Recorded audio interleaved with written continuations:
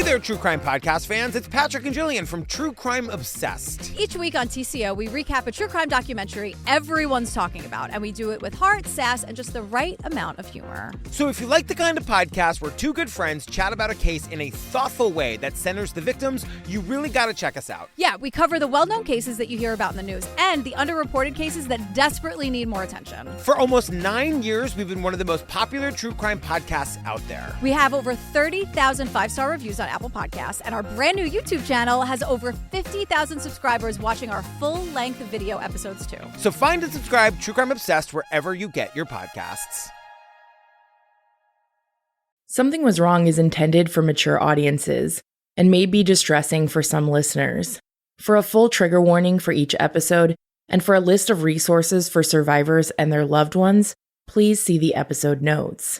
Pseudonyms are given to all minors and some survivors in these stories for their privacy and protection. Testimony shared by guests of the show is their own and does not necessarily reflect the views of myself, Broken Cycle Media, or Wondery. This podcast and any linked materials should not be construed as medical advice, nor is the information a substitute for professional medical expertise or treatment. In response to the allegations against Jessica Pauley, she responded with no comment. Thank you so much for listening.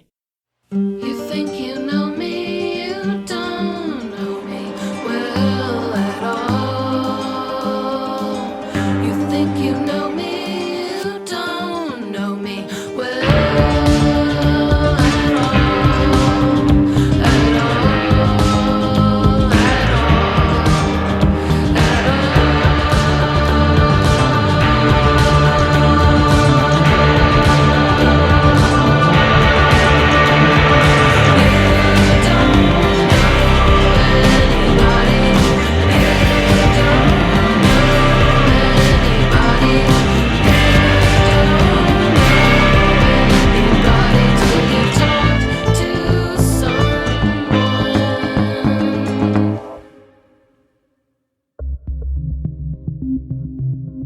Here's Lauren. And then I sent the text. I sent it to every person that I ever knew through Jess. I sent it to Danny, Bree's roommate, Megan, my mom, because she wanted to read it. I sent it to Bree through Instagram. I didn't even have her number. Okay, here it is. Just wanted to let you know I'm pressing charges on Jess. She's been catfishing me for 3 years, using this guy's photos, emotionally abusing me, manipulating me, and using him to control my every move. She tried to get me to fly across the country to see him, tried to get me to send naked photos, and would threaten to kill himself if I was out with other guys or girls. I found the real guy, and he said Jess has done this before, and I talked to the girl who used to be Jess's friend that she did it to. Same exact shit.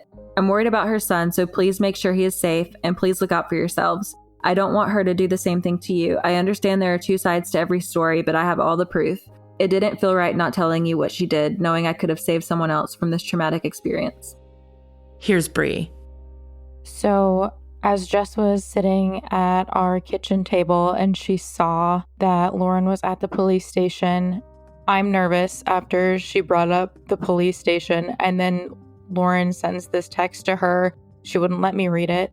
She basically skimmed it and just said, she's losing her mind, she's moving out, and she's getting a restraining order on me. My stomach had fallen. I hadn't received a message from Lauren at this point. My roommate, myself, and Jess all got in the car. We were going to pick up her child. I knew something was wrong. I didn't know what was wrong, but I knew something was wrong, and I knew Jess wasn't telling me the whole truth. Lauren didn't have my number, and that's why I think it just took later. I believe I was one of the last people to receive it. My roommate, she was sitting in the back seat, and her phone went off, and she goes, I just got a message from Lauren. And you could tell that Jess's head was racing, and immediately she was just trying to shut it down by saying she is just trying to get to everyone that's close to me. She wants to ruin my life. She wants to make all my friends hate me. Talk to me before you open that. It's really exaggerated. She was just trying to make it seem like Lauren was blowing some joke that happened a very long time ago out of proportion to make Jess's life hell. And she really wanted my roommate to just block Lauren so she couldn't talk to her and hear what she had to say. And my roommate refused. She said, I'm not going to block her. I have no reason to block her. I'm not going to do that. Just did the manipulative card saying, if you were my friend, you'd just block her and not listen to her. I didn't hear it at this point. She read it in the backseat of the car, and we got to the school. And mind you, my stomach is turning. I was not feeling great. We got out of the car, and Jess was just trying to keep me super close to her. But my roommate had pulled me back and said that the message that Lauren had sent her was messed up and that I needed to read it. And I said, can you just kind of give me a quick rundown before I can actually sit down and read it?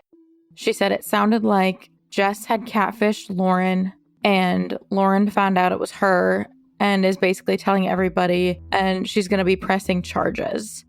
I was out of sorts. My world was spinning upside down because it wasn't really me thinking, oh my God, Jess is Brody at this moment. It was me thinking my best friend was not the person I thought they were. And I knew something was up, kind of like Lauren had said. She knew she was involved. She didn't know to what extent, and she was hoping it wasn't to the extent that it was. She didn't want it to be as bad as it was. But come to find out, it actually was. So this night, I still didn't know the full truth. And we had gone to dinner with another friend of ours in the group. We had gone out to get pizza. I went in to pick up the pizza. Jess had gone into the parking lot with my roommate at this point and answered the phone. And that's when the real Brody called her and was saying, I told you not to do this again. This happened 3 years ago. And this is Cliff Notes. I didn't hear the entire conversation, but basically from what I was told, he said, I told you not to do this again. And he was just saying, I'm going to ruin your life, because she didn't stop when she said she would.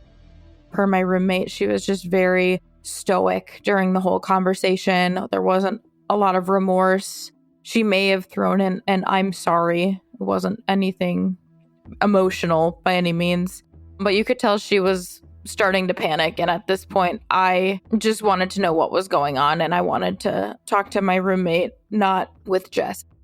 After dinner, we had gone back to my place, and Jess brought her kid there, and I didn't want her to stay over. I didn't know what had happened, but like, she would stay over and we'd have sleepovers pretty often. We'd watch movies and then go do our own thing. But I had made it clear that I did not want to have a sleepover that night. And that wasn't really usual for me to say no to her like that. She and her child went home. She had access to the camera that she had given me. Jess had given my roommate and I a dog camera for the common space because we had just moved in. I had 2 cats. She had a dog. And we weren't sure how they were going to live together. I didn't realize that she still had access to it, so she could still listen to all of our conversations. Looking back, it makes everything make sense now. My roommate had told me that they were at work, but her child had been at our place. It was just like an afternoon after school, and she was talking to him through the camera. And my roommate had told me that she was doing that while he was at our place. And I looked at her and I said, what? And she said, yeah, no, she was. I said, I didn't know that she still had access to that camera.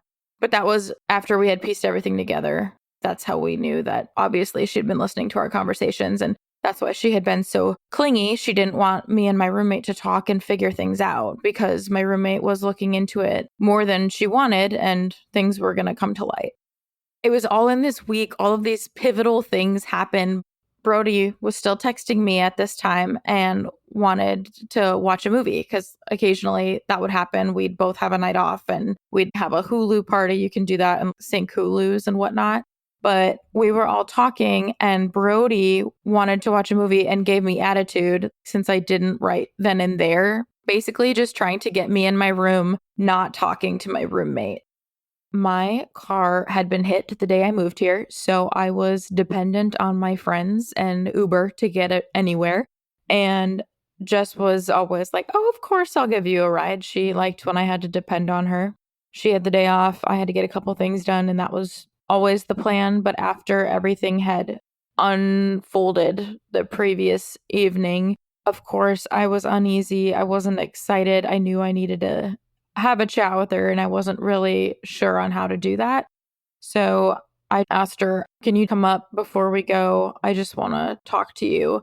And at this point, I had been still talking to Brody, saying that I needed to talk to Jess about things. So this was not a surprise to her because I had been confiding in him that something was really messed up and I had to talk to her. She came upstairs and we sat down on my couch.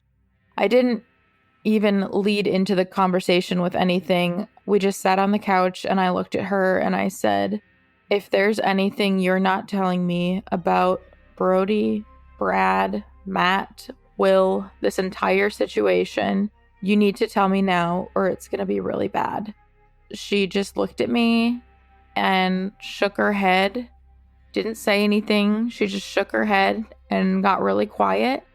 And that was that. I don't know if I was still in disbelief that this could maybe be what's going on. I wasn't entirely certain. I just knew something was not right. And her looking me in the face, shaking her head no, that she had nothing to do with it, after receiving the messages from Lauren saying she was going to press charges, after talking to the real Brody and still lying to me, I think it was just very telling. I had no reason to not believe her yet. I had never been betrayed by Jess. I really want people to keep in mind, like, this was my best friend. I had no reason to not trust her. I knew that her and Lauren had fought, and at this point, Lauren and I hadn't talked, and I took everything that was said with a grain of salt. There's two sides to every story. I was just thinking, Lauren was sick of the shit, moving out, and did what she had to do to get out. And this conversation was before I officially found out, of course. But I had an inkling that something was wrong, like Jess was involved somehow. I just didn't know how. And then for her to look me in the face and tell me that she was not lying to me about anything. After all that was said to her, after the threats, after Lauren pressing charges, and she still tried to run with it. It's telling. My roommate wanted to meet up with Danny and know what Lauren said to Danny because she knew that Jess was not telling either of us the truth. And so she wanted to find out from somebody else. She knew that my roommate was not going to let this go and was going to figure out what was actually going on and was not going to sit there and take Jess's word for it because of how sketchy she was being. So it was either the following day or 2 days later when my roommate had finally talked to Danny and said, I need you to tell me what's going on here. I don't feel like I'm being told the truth. Here's Danny. So I text Lauren and I'm like, oh my God, what can I do to help you? Can I help you move? Do you have a place to stay? Are you okay? Lauren's parents live here in North Carolina. Thank effing God. She had help and a support system. That's what I was mainly concerned about. And she got back to me, but she was, in the beginning at least, she was very vague. We all connected later on and started telling our perspectives of this whole scenario to each other. Lauren said she was sitting next to her mom while she was texting me because I was the only one that responded because the other girls were with Jess. Lauren's still sketched out by all of Jess's friends. She's probably sketched out by me. What if I knew? She had no idea. So she was very vague at first when she would respond. Here's Lauren. Danny was a tricky one because me and her weren't super close, and my mom was kind of warning me to be careful who I shared information with because of all this craziness. We knew how manipulative Jess was. At first, it seemed like Danny was like, okay, well, I'm friends with her, but I'll listen to your side. But that quickly changed. She said, firstly, I'm so sorry. Wow. Secondly, do you need anything? Thirdly, are you moving out? Do you need anywhere to go? So she was very supportive on that front. So was Caden. Caden texted me. It was really, really sweet hearing from them because I felt like I was alone in all of this. I said, she's not a good person and everyone around me could see that, but I genuinely trusted her. I'm okay. I just moved most of my stuff out today and going back for the rest tomorrow. I'm staying somewhere temporarily until I figure out my next move, but I got a restraining order against her. And she said, okay, I'm so sorry. If you need anything at all, please don't hesitate to ask. Me and Caden are here. That is so crazy. Holy fuck. I said, it's so bad. I just want everyone in her life to be careful and I'm so worried about her son. I said, 3 years of my life wasted on someone that never existed. Danny said, I can't even imagine how you're feeling. I won't bring it up to her unless she does. What do you think is her motive? I said, I think she likes girls, but she's also incredibly insecure and loves to have control over everything. So she weasels her way into your life as herself so she can watch it all unfold like it's some sick game. Danny said, that's so crazy. How did you find out? I sent her screen recordings, just everything. She's asking questions. She said, this sounds like some Dateline shit. I said, remember the guy that I was going to go on the boat with in Southport? She said, the one we are going to meet up with? I said, yeah, he was never real. She said, were all these guys Jess? I said, yeah, she created the whole family and would text me through a texting app. The cousin that passed away never existed. The brother, sister, other cousin. She even said his dog had 3 months to live. She said she's not denying it, but she told me she wasn't going to text about it, and she knows the truth. That's insane. I told her I was willing to listen because, I am her friend, but she didn't even defend herself. I said, she can't. I have all the proof, and I will see her in court next week. She said, has she tried to reach out at all? I said, I blocked that bitch. Danny said that Jess just texted her asking if I texted her. I said, she's going to know I did. I'm reaching out to everybody. Within 10 minutes, Jess started blowing up my phone. She started texting me, is Lauren texting you? I don't say anything. She says, can you please just tell me what she's saying? I don't say anything. And I let a couple hours go by. I don't reply. And I talked to my boyfriend about it. And I'm like, what should I do in this scenario? Should I give her a chance to talk? Should I hear her out? What should I do? Because I genuinely don't know. I didn't have all the information at the time. She was my friend. So I responded to her finally after like a couple hours. And I said, I'm willing to hear you out if you tell me the truth. That's all I want. She said something along the lines of, I'm not comfortable with texting it, but I'm happy to meet up in person and talk to you. And that's when I knew she was guilty. So I was like, okay. She wanted to have coffee or something in like the coming days, 2 or 3 days.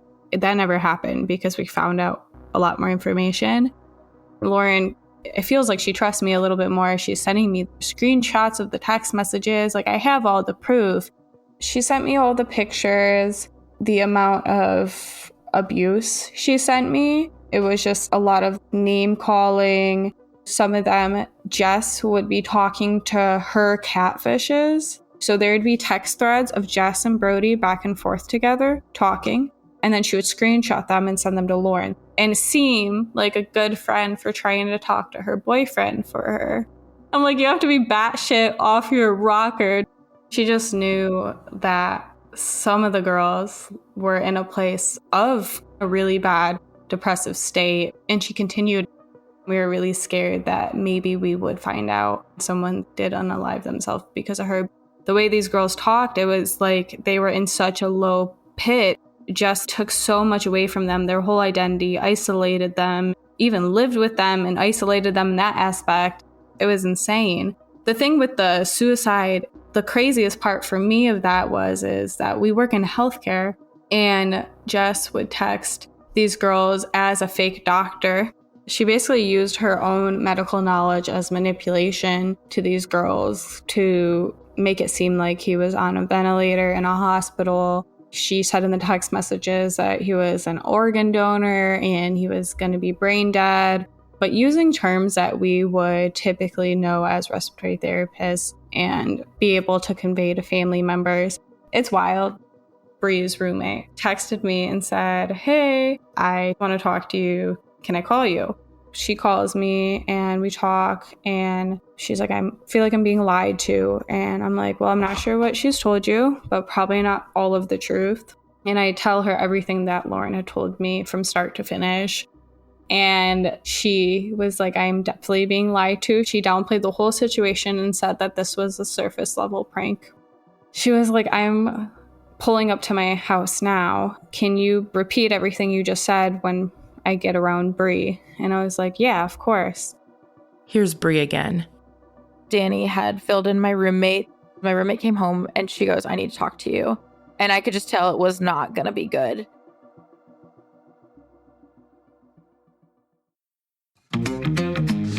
Hey there, True Crime Podcast fans. It's Patrick and Jillian from True Crime Obsessed. Each week on TCO, we recap a true crime documentary everyone's talking about, and we do it with heart, sass, and just the right amount of humor. So if you like the kind of podcast where two good friends chat about a case in a thoughtful way that centers the victims, you really got to check us out. Yeah, we cover the well-known cases that you hear about in the news and the underreported cases that desperately need more attention. For almost 9 years, we've been one of the most popular true crime podcasts out there. We have over 30,000 five-star reviews on Apple Podcasts, and our brand new YouTube channel has over 50,000 subscribers watching our full-length video episodes too. So find and subscribe True Crime Obsessed wherever you get your podcasts.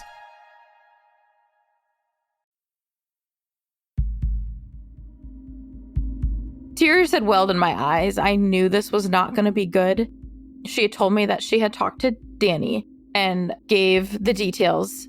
My roommate, she didn't know a ton about my relationship, but she'd known a little bit. And she said the name she used was Brody. And I'm just like staring at her. And she said he had a brother and basically described the same relationship that I was in. And at first, none of us were like, oh, she's catfishing Bree too. At first, it was more like maybe she used your life as some weird plot to do this to Lauren because it was so crazy. But that only lasted for about 3 minutes in my head. And then they had hung up the phone and Danny had talked to Lauren. She said, question, do you know that Bree's boyfriend's name is Brody and his brother's name is Brad? I didn't know Bree even had a boyfriend or anything like that. I said, she said, dude, LOL. I said, hold on, I'll call you back, I'm eating. She said, I was just on the phone with Bree and I told her how you told me Brody was a doctor. I said, has she met him? She said, yes, they're real people. Brad and Brody are real. I said, how long has she been dating them? She said, I think about 3 years. I'm asking now. I said, are you sure she's met them? That sounds sketchy AF. She said, I think so. That was my first thought too when you told me all this was happening, that it might be happening to Bree, but I'm pretty sure they used to work together, but that's what Jess told me. I said, don't believe a word she says. Lauren was like, Jess is a liar. Call her back right now. So I called Bree back. She didn't pick up. I'm like blowing their phones up. Like, please answer the fucking phone. Finally, Bree's roommate picks up and she's like, what's up? And I'm like, has Bree ever met Brody in real life? And it was like a deadpan silence.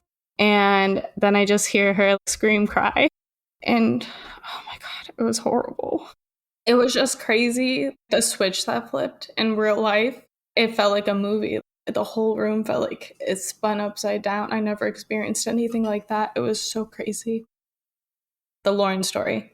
It was so nuts. And we truly believed that she was the only one, and I never could fathom it getting worse or crazier or weirder because it was already so bizarre.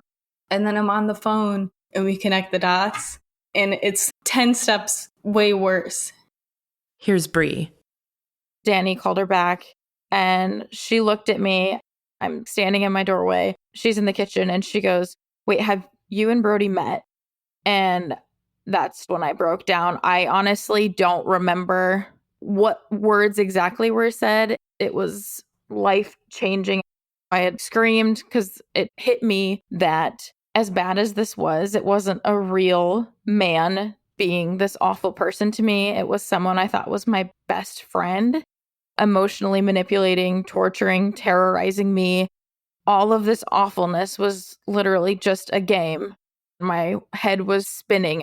They were both like, oh my God, I'm so sorry. Like, no one really knew what to say or do in this situation. But basically, we got me and Lauren on the phone right away and we compared stories, names, people, incidents, all the things, and everything aligned. Everything. What I had gone through, Lauren had gone through too. We're like, there's no way this is actually happening. But as we both cross-checked all the phone numbers, she told me how she found the real Brody and the real pictures. I didn't have any question. There was no need to convince me that it wasn't. Like, I knew it was Jess, and she was the only tie. I knew my life was about to flip, and it wasn't going to be good either way for a little while because I lost my best friend. The only good thing was being free of this psychopath. Finally, there was no ifs, ands, or buts. Like, it was done and there was no question about it.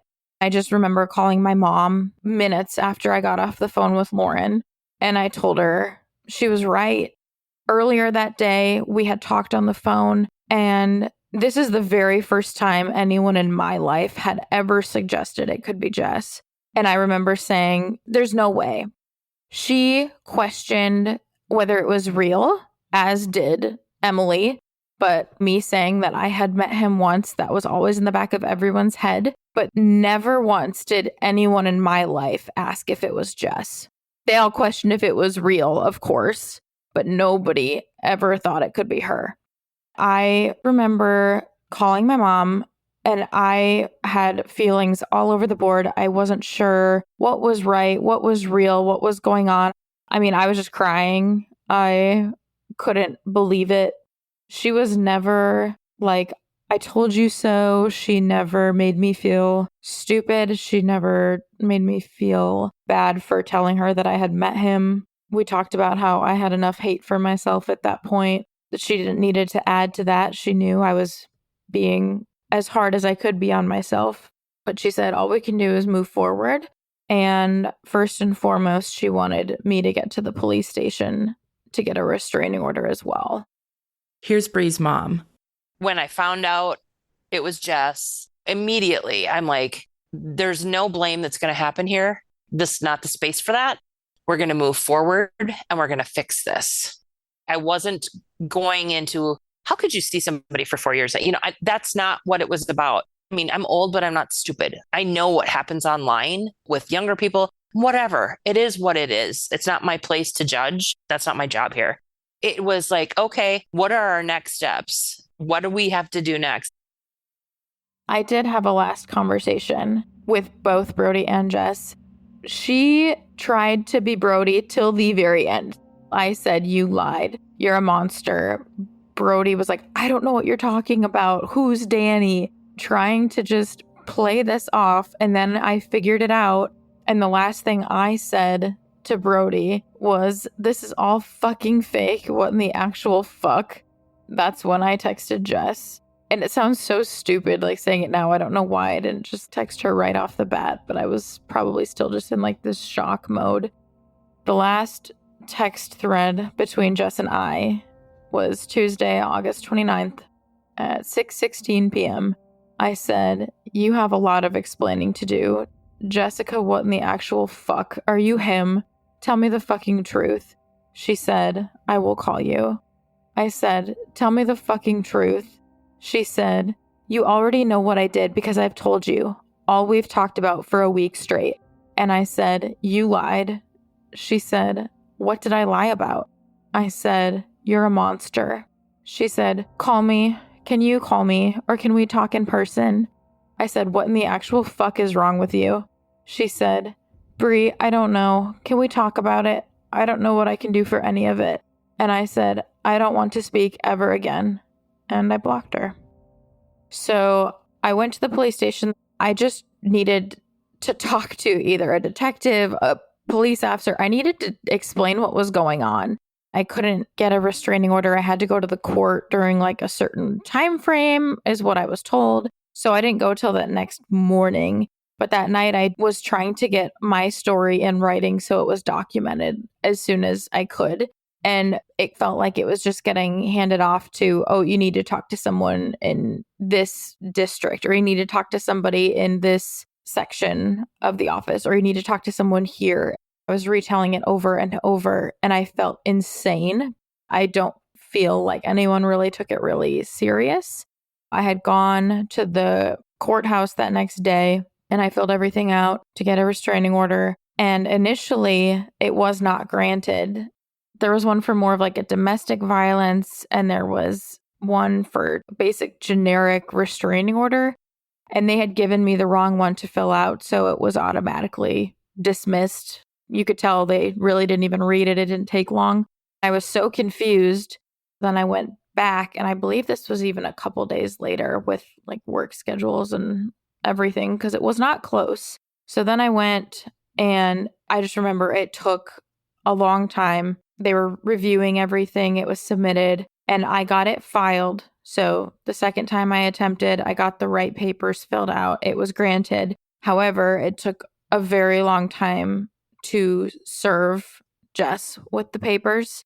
I had gotten my restraining order granted September 1st, but I believe it was 8 days it took to serve her with the papers. I know it was longer than a week to serve my restraining order and then the misdemeanor cyberstalking charges as well. Here's Monica. My boyfriend and I had went to Omaha for a weekend about 2 weeks before discovery, and it was so weird. We went to the mall that I went to when I was waiting for Brody for hours. I had spent like 4 hours there that day just wasting time waiting for him to wake up. We went to that same mall. I told my boyfriend that we had to go to this pizza place that was so good that Jess/Brody, they actually both talked about it. Lighthouse Pizza in Omaha. And I was like, we have to go here and get pizza. It's so good. So we went there for lunch and we were sitting there eating pizza. And I looked at my boyfriend and I was like, I just wish we'd run into him. I don't miss him. It doesn't mean anything, but like, I just wish he would walk by or something. And my boyfriend was kind of like, well, why does it matter? And I was like, because at least then I would know he's real. Over 3 years after I had been done with Brody, but it was still in my brain. Not that I would have gone back to him. I'm very, very, very happy in my relationship now. I went through all that time and all that stress and everything I went through with Brody for over a year and still not even having 100% proof that he was a real person. So my boyfriend was like, well, why does it matter? And I told him, I was like, well, because if he's not real, then Jess has been lying to me because she's the only person I know that knows Brody. There's also so many times she would tell me that she would go hang out with Matt and Brody, and I would get so upset because I'm like, you know how hard I've been trying to meet Brody and hang out with Brody. Why would you just go there and hang out with him and not let me know or not bring me? It would always just drive me insane. In the months leading up to discovery, we definitely weren't as close as we used to be, but still would randomly Snapchat, randomly text, randomly FaceTime. She wanted me to come to North Carolina and visit and do a photo shoot. And she even wanted me to bring my boyfriend, which looking back now is weird. And I wonder what would have happened. Of course, there would have been some sort of drama, but I would say our friendship was okay. So on August 30th, I got a message from Bree. And this was a Wednesday morning. I had just gotten to work. It was right before 8 a.m. And a message from Bree pops up. I was a little confused because Bree and I had never really talked, being that Jess had separated us so much. But she messaged me saying, I'm reaching out because I'm sure Jess hasn't told you or not the whole truth if she did. She has been catfishing both Lauren and I for 3+ years. She's pretended to be a man, asked for nudes, sent someone else's pictures, manipulated, gaslighted, and ruined my life with her sick, twisted game. Every time I tried to leave the situation, the man she was portraying threatened to kill himself. This is just a small fragment of what's been going on for a very long time. She's lied to everyone. I've been in therapy for it. Lauren is pressing charges and got a restraining order, and I will be doing the same. I replied to her immediately. My first message just said, oh my gosh. And then I said, she did the same thing to me also, ... And she replied saying, when, in all caps. And I said, I've been questioning this for years. That's how I first met her. And then Bree said, can you call me? I said, I thought I was talking to Brody for almost 2 years. And then she called and we talked about the entire thing. And I was pacing the sidewalk outside my work before we opened. Our stories, literally, we could finish each other's sentences. They were so identical and so similar in every way. So we were like, holy shit. I hung up with her and went inside and looked at all my coworkers. We're all really close. They're all like second parents to me, honestly. And they had known about the whole Brody situation from years past, when I was trying to meet him and when I was talking to him and what he did. And they knew everything. They had seen pictures of him. I sat down at the desk and they were like, what's up? Because they said I had no color in my face, like something's wrong. What's going on? And I looked at them And then I just lost it. I said, I just found out who the real Brody is. And it was Jess. They all knew about Jess also because she was a good friend of mine. They knew about her and knew that we hung out all the time. I sat there a little bit and they were all in complete shock. Then I ran to the bathroom and threw up. I felt like I had no control over my body. Luckily, I hopped on my phone and I don't know, it was obviously a God thing that someone had canceled their therapy appointment at noon that day. So I booked it. Before I went to therapy, I talked to Jess. Hey there, True Crime Podcast fans. It's Patrick and Jillian from True Crime Obsessed. Each week on TCO, we recap a true crime documentary everyone's talking about, and we do it with heart, sass, and just the right amount of humor. So if you like the kind of podcast where two good friends chat about a case in a thoughtful way that centers the victims, you really got to check us out. Yeah, we cover the well-known cases that you hear about in the news and the underreported cases that desperately need more attention. For almost 9 years, we've been one of the most popular true crime podcasts out there. We have over 30,000 five-star reviews on Apple Podcasts, and our brand new YouTube channel has over 50,000 subscribers watching our full-length video episodes too. So find and subscribe True Crime Obsessed wherever you get your podcasts.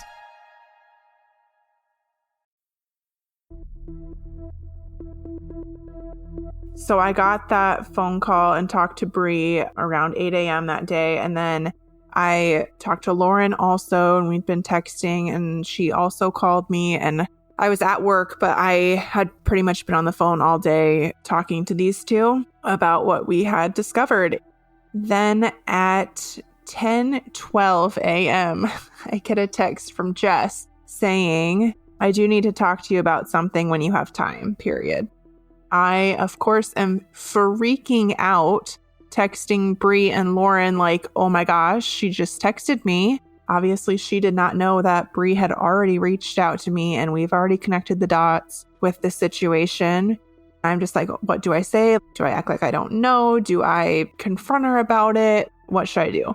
So I just replied, what's up? ? That's just hilarious now because I know how I was feeling at the time where I was like shitting my pants. I was trying to get her to like type it out. So I had it in writing, but she replied, can you call me today sometime? ? So I am on the phone with Lauren and I'm freaking out. I'm like, dude, I cannot talk to her on the phone.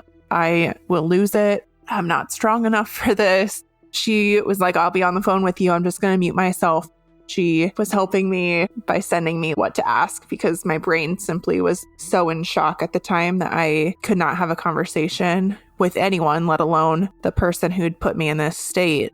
So I called her and I pretended like I had no idea what she was calling me about. It was so scary. Here's Lauren.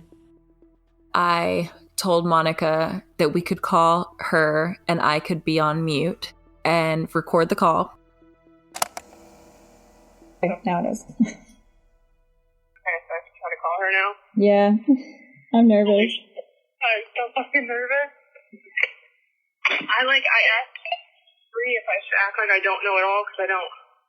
Yeah, maybe you should just act like you don't know and see what she says.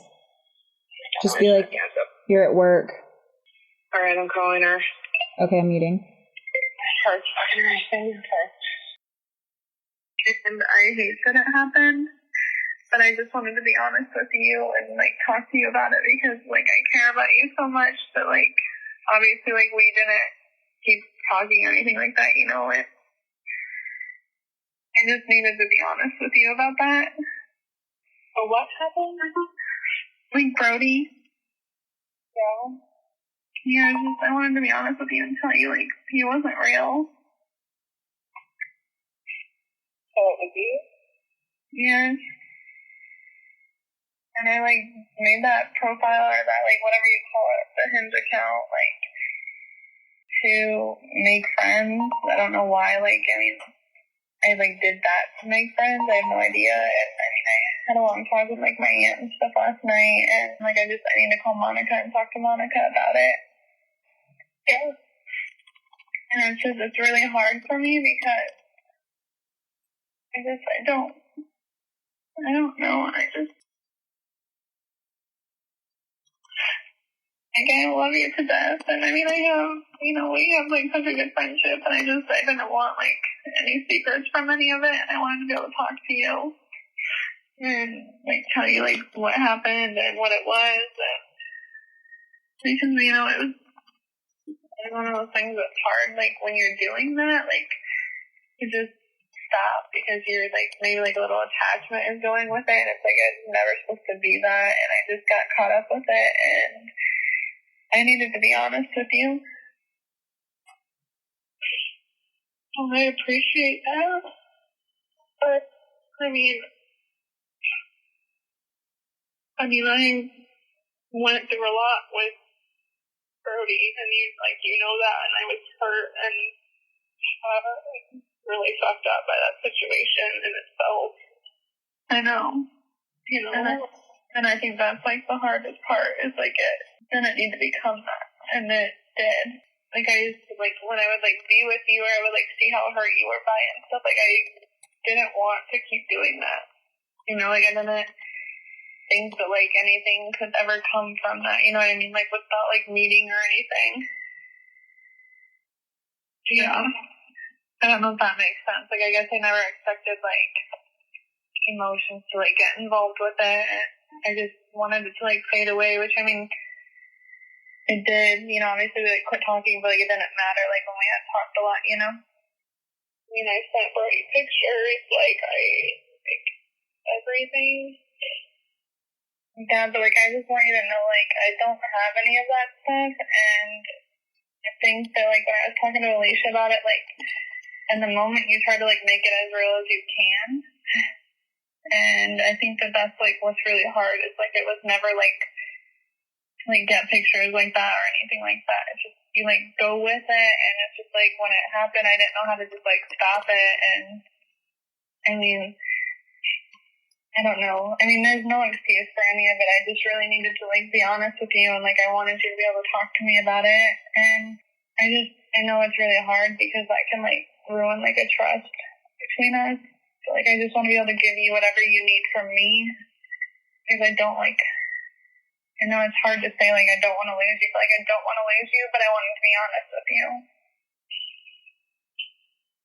I really appreciate you being honest. I just wish you would have known that, like, I valued our friendship in itself, like, without that. I know that's how we met, but I'm sure, like, we would have met a different way. We became friends a different way, and, like, that was, it was 2 years of my life, and people thought I was crazy because I was waiting for someone who wasn't real. I know. What do you need from me? Has it happened else? Like, I know I talked to Rachel a few weeks, like, at the beginning of the summer, and she said that Bree was talking to Brody because she asked how I had met you. She's like, how'd you meet Jess again? And I was like, well, I tried thinking the first with Brody, and she's like, oh, is that the guy that Bree's talking to also? And went to Omaha and whatnot. And then I never, like, I guess I asked Brody, and he said no, but I don't know, like, well, no, I'm being honest with you, it did happen with Bree too, and, Bree also found out, and I'm just kind of, like, at, like, Bree had messaged Megan. I don't know how much time you have, but, Bree messaged my sister about it. So, like, what initially happened, like, I'm just going to be 100% transparent with you. Same way that I met you, like, is the same way that I met Lauren, the same way that I met Bree, like, 3 of my best friends, and it's really, really hard for me to, like, process, but, like, I had to do that to, like, find some good friendships, but I think that a lot of it stems from, like, my childhood trauma, like, everybody leaving me, and, like, nothing ever lasting, so it's, like, I always just knew, like, I, like, met you guys all that way, and, I mean, I talked to my Aunt Alicia about it, and she's really good at, like, understanding because she's, like, known me for so long. So, like, the way that she worded it, just, like, it made sense, and I need to write it down because I process everything right now. But, I mean, I don't know why I feel like I can't make friends on my own, and I have to, like, use some sort of leverage to gain friendships.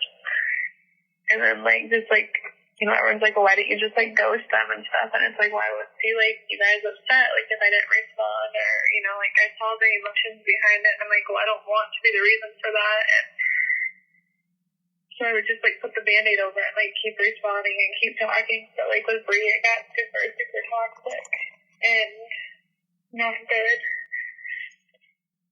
I mean, I remember a few times where I tried to stop, but, like, I feel like every time I tried to stop, there would be a near-death situation, or, like, you know, like, in which case I would have almost been giving you an out, but, like, yeah.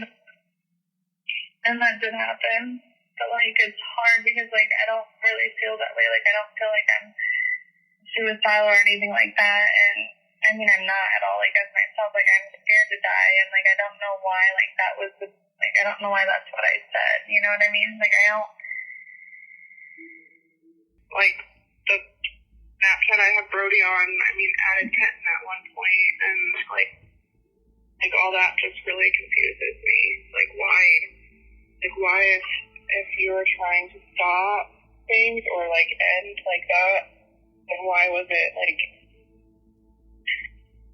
trying to cause conflicts in other parts, like, of my life? I only talk to myself. But. Was that, like, when you and Kenton started talking? Yeah.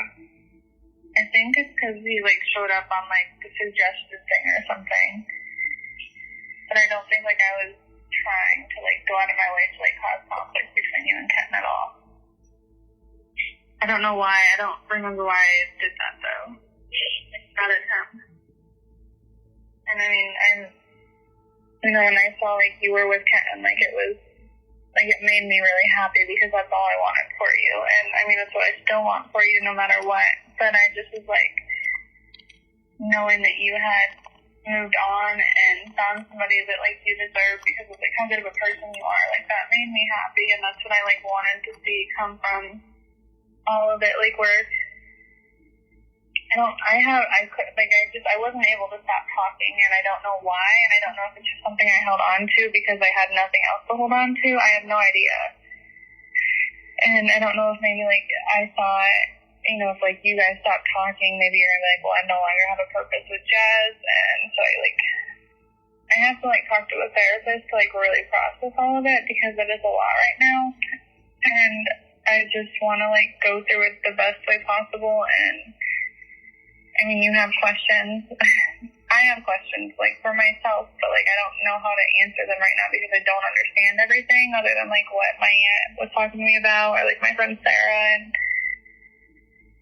I mean, Lauren messaged everybody in my life and told everybody about it, and I have lost everybody. I know it's kind of, like, a lot right now, but I wanted to tell you before anybody else did, because, I mean, I don't know if Bree's going to message you or anything, and I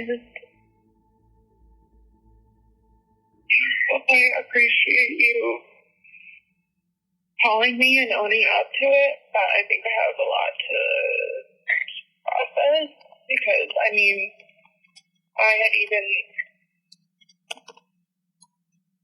I'll be honest, I had friends, like, from the beginning who were like, Brody's not real, like, it's just, she's the only tie you have, blah, blah, blah, and I was just like, no, there's no way, like, there's no way. And for years now, even though I've been done with Brody, I still have failed to have that closure, and, like, he's still there, but he's not there. I know, and that's kind of, like, why I want to talk to you. Yeah, it's just really messed with my head for, like, even this whole time, so. Like, still? Yeah, I mean, Ken and I were in Omaha last weekend for a getaway, and we went to a mall, and I was like, this is the mall that I spent, like, 5 hours at when I was waiting for Brody one day. Mm-hmm. So, like, yeah, I mean, Kenton knows everything about Brody, it was a very, very, very hard time for me. I mean, I waited for Thanksgiving and Christmas because I was going to go meet him and spend time with his family and all of the things, you know, just to be let down every time and be heartbroken every time. And I mean, I loved you as a friend, but I fell in love with Brody. Like, I literally, like, I mean, you know that. You were with me through it all, obviously. Like, You know, that's why I wanted to talk to you about it. And I appreciate it just a lot. So I just need, like, I want to give you whatever you need from me. Because, like, it's not fair to you. But it's really hard because, like, you know, like, that was our situation. But on the other side of it, like, I did gain, like, one of my best friends. And it's hard because it happened the way that it did.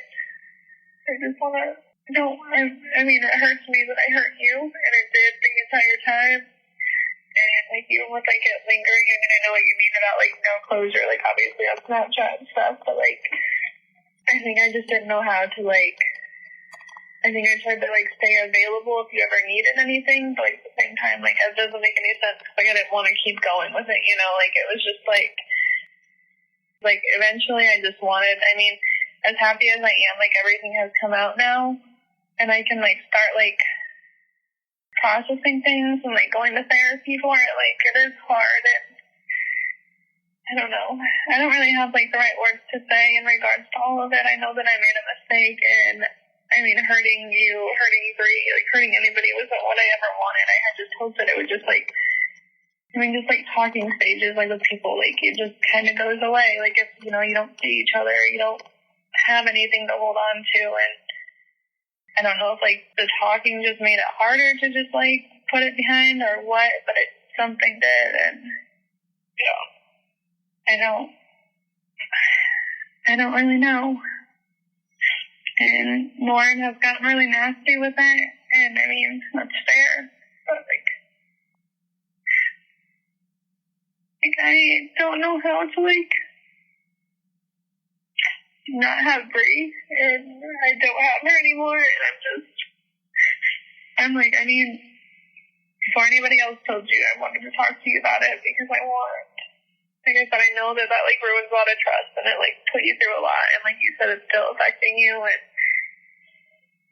I just want you to know that, like, I'm not what I did. And I'm really sorry.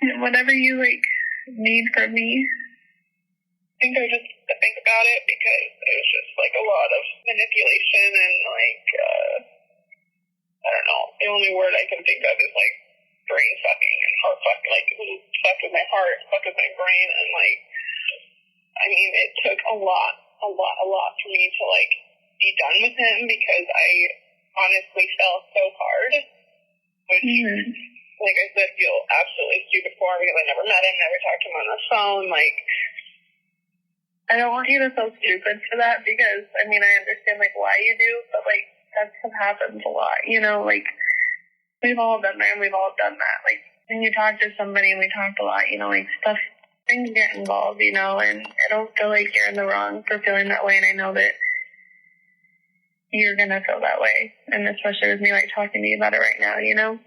So, like, I don't want you, like, I don't think you're stupid. I don't think any of it, because, I mean, I was on the other side of it, you know? Like, I know, like, we talked about a lot of things, and I don't know. Oh. I gotta go. My patient's gonna be here in 9 minutes, so. Okay. Sounds good. Well, have a good day. Bye.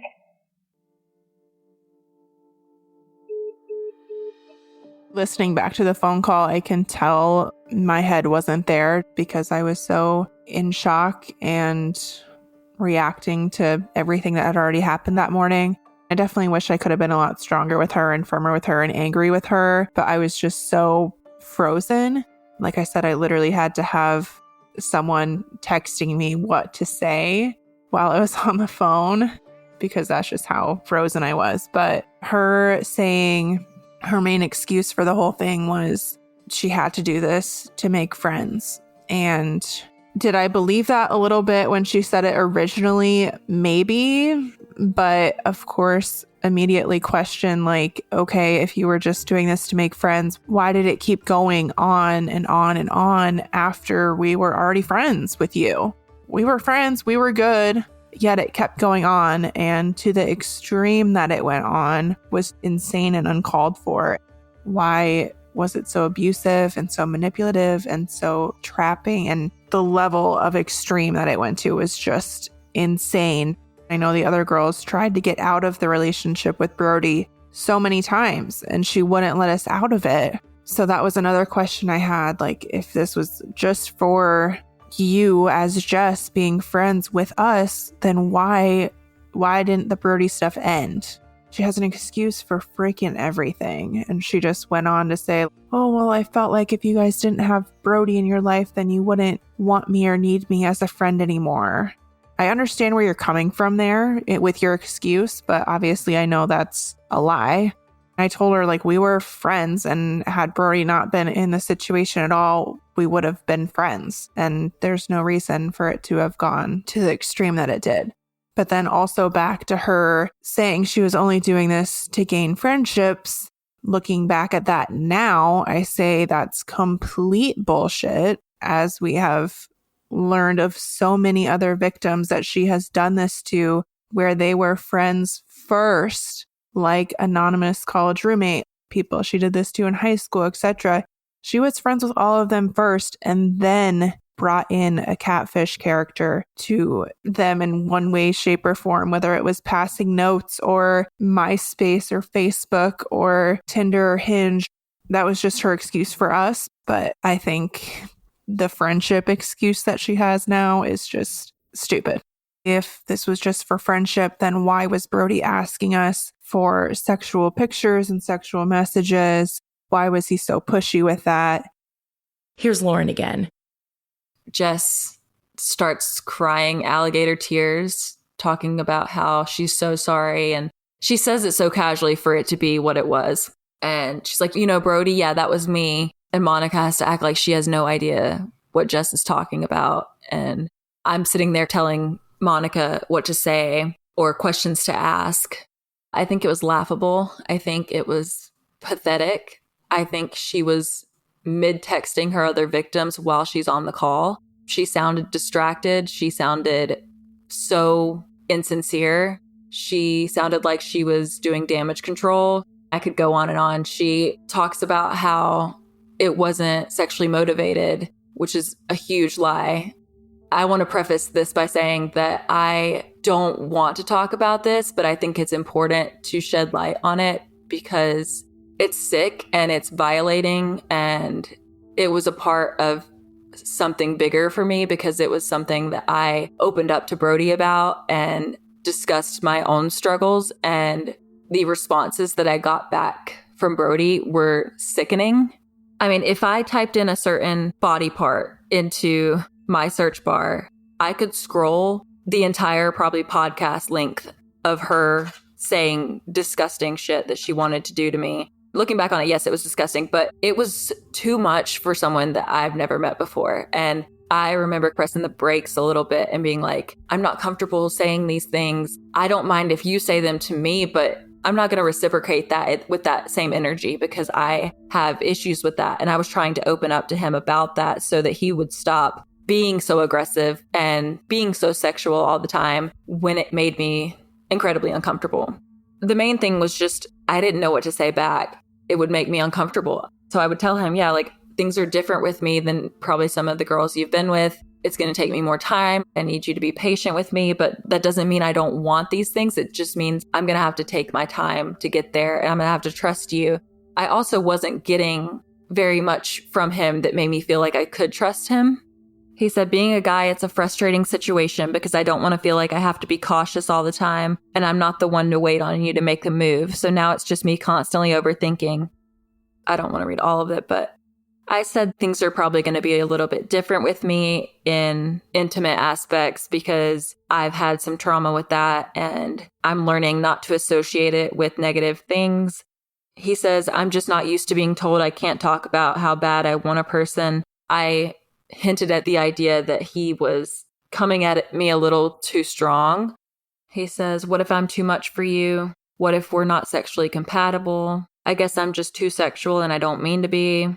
Then he says, it sounds like you're not ready for a relationship. I don't want to be too much and I don't want to not be enough either. And right now I'm sitting at a yellow light with you. He said, I just don't think the same things are important to us. I said, so what I'm understanding is that you want to fuck me more than you want to see me. He said, no, I just think having that is important. I worry I'm going to be too much for you. He said, if you don't want to have sex, just say that. I said, why are you saying that? And he said, how you're acting.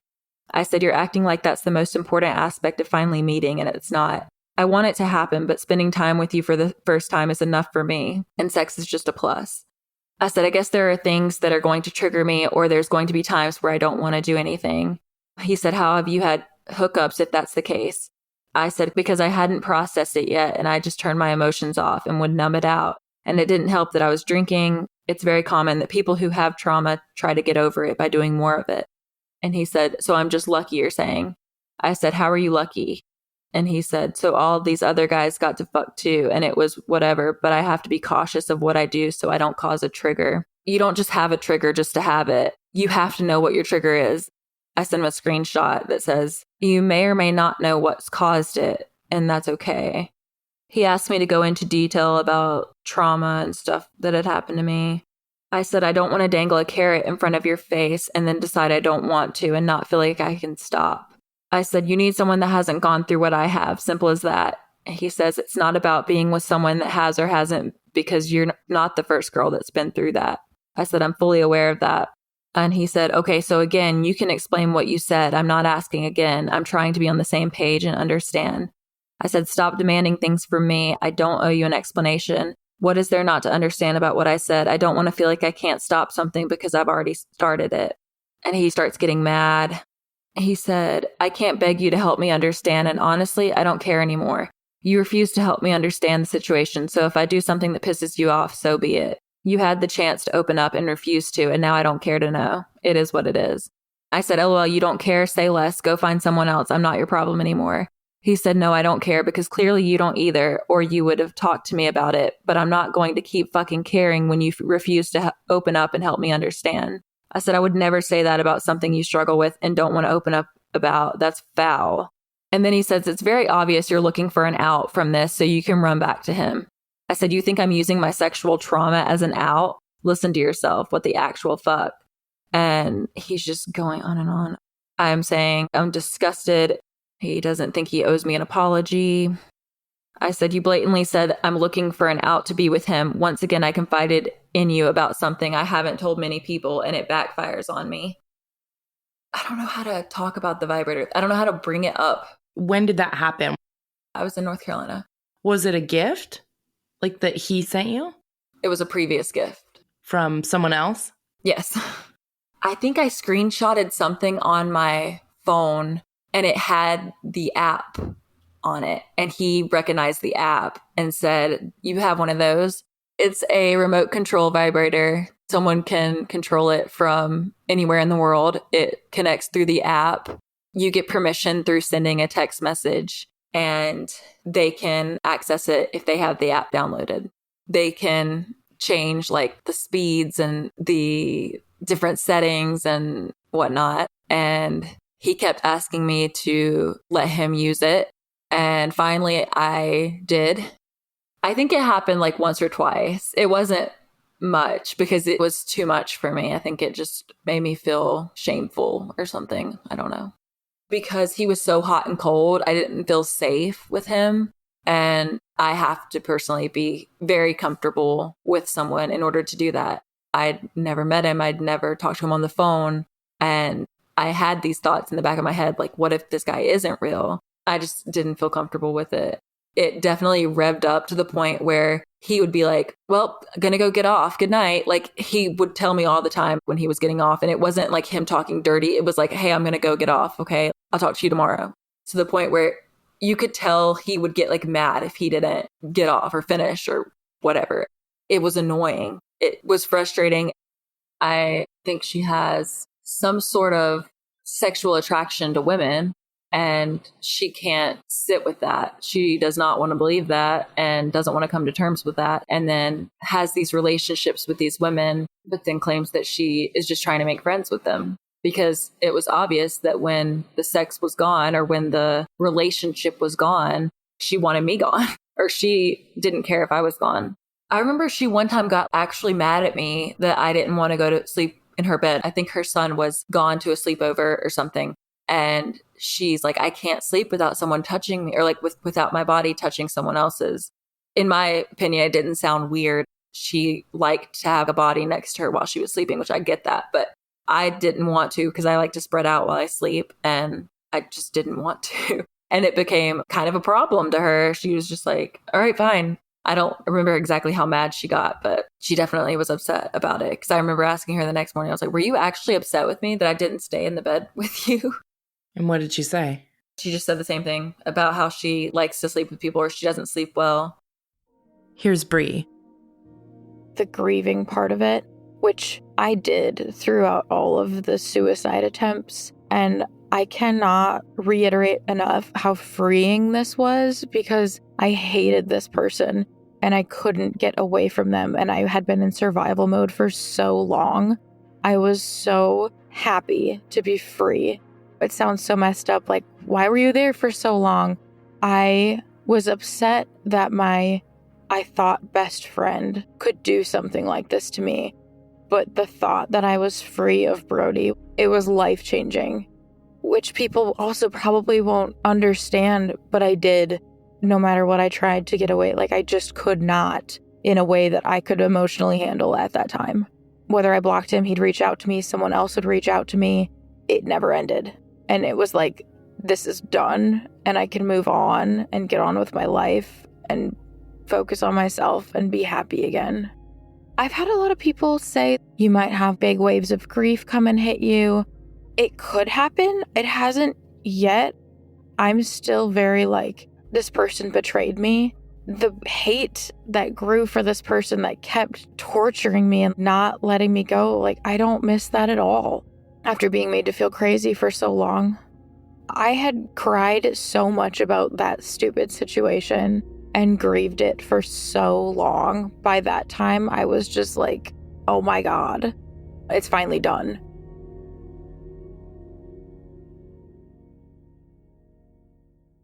Next time on Something Was Wrong.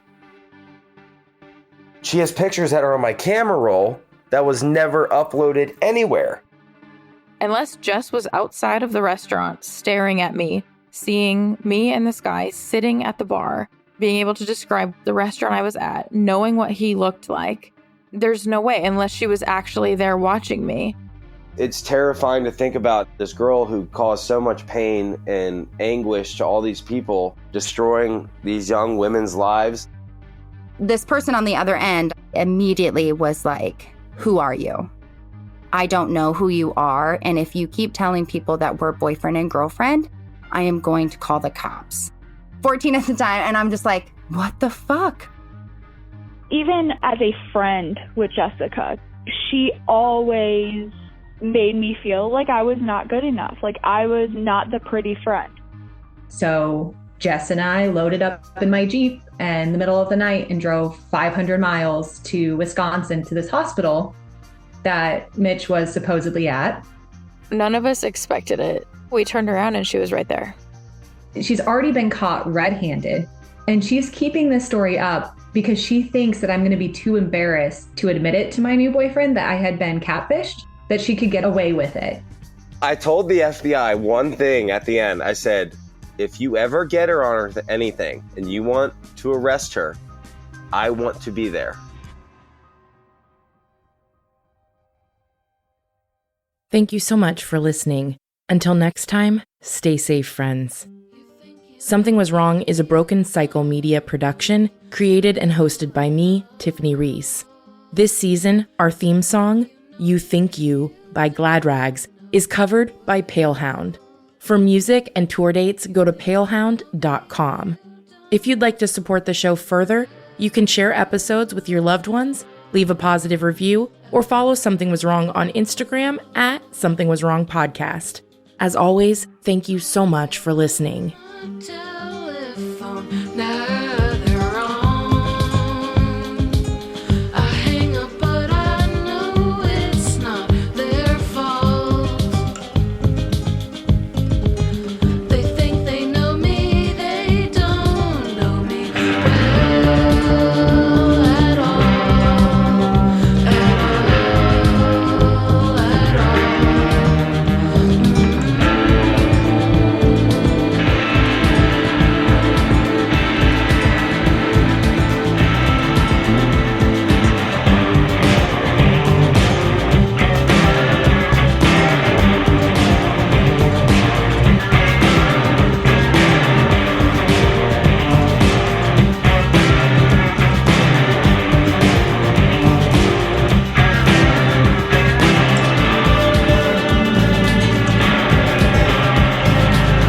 You think you know me, you don't know me well at all.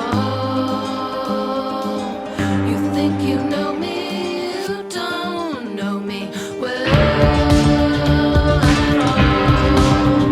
At all,